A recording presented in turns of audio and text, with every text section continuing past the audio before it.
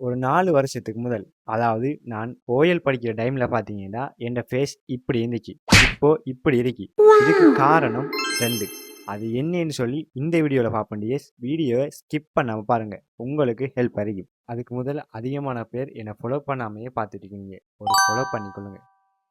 நான் இந்த சேஞ்சஸை ரியலைஸ் பண்ணினப்போ முக்கியமான காரணம் 2. அதில் முதலாவது ஹெல்த்தி ஃபுட். நான் சாப்பிட்ற சாப்பாட்டை கொஞ்சம் கொஞ்சமாக கவனிக்க ஆரம்பிச்சேன். அதாவது எனக்கு தேவையான புரோட்டீன் எடுத்தேன். சிக்கன் எக்லேருந்து புரோட்டீன் எடுத்தேன். தேவையான வெஜிடபிள்ஸை டெய்லி சாப்பிட்டேன். தேவையான ஃப்ரூட்ஸை டெய்லி எடுத்தேன். ஸோ இப்படி நான் ஹெல்த்தி ஃபுட்டில் அதிக கவனம் செலுத்தினேன். பேலன்ஸ் டயட் என் ஃபேஸ் சேஞ்ச் ஆகிறதுக்கு ரொம்ப ஹெல்ப் பண்ணிச்சு. 2வது ஜிம் போனால் ஃபேஸ் க்ளோ ஆகுமான்னு நிறைய பேர் என்கிட்ட கேட்குறீங்க. உண்மை என்னென்னா, நீங்கள் எக்ஸசைஸ் பண்ணுறதால உங்களோட பாடியில் பிளட் ஃப்ளோ அதிகரிக்கும்.